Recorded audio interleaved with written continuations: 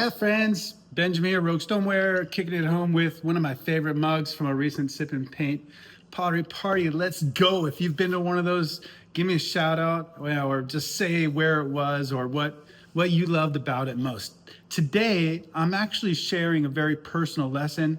I don't have kids, and I have a strong yearning to share what I've learned with the next generation nonetheless. So I'm going to be speaking to you with like the lessons that I've learned that I think are worth sharing. And there's one that's really key. And the beauty about this one is no matter what generation you are, it's going to speak to you right now. Okay.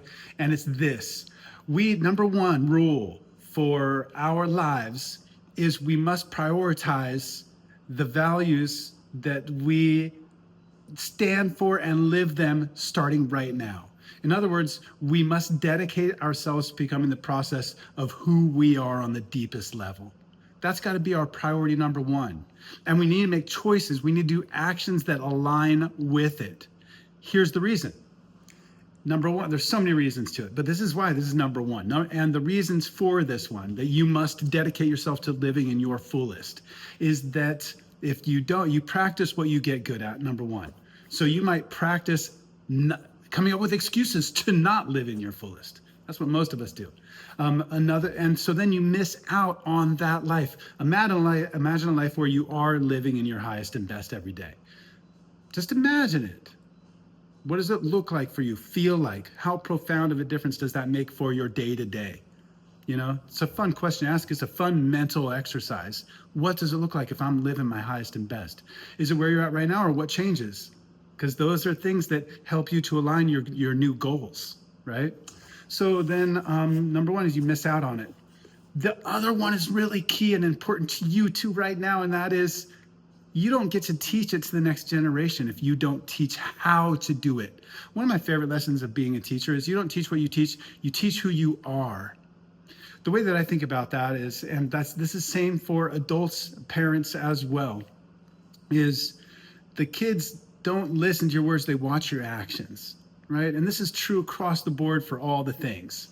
In business, all of it. You can, in politics, you know, they say a thing, but what are they doing? That's what we're learning, okay? And if we practice, this is profound. Hold on to your seats for a second here. If we practice postponing becoming our greatest selves, living in our values, really searching our highest and best, if we postpone that practice, then we get good at it, number one. Number two, we don't get to do it. And number three, we don't get to show other people how to do it. How do you do that? It's the same for everyone, and it's also different for everyone, right? So, but that is the journey. And we just need to show people that we're trying. I think that's where authenticity really lives. That's where courage really lives.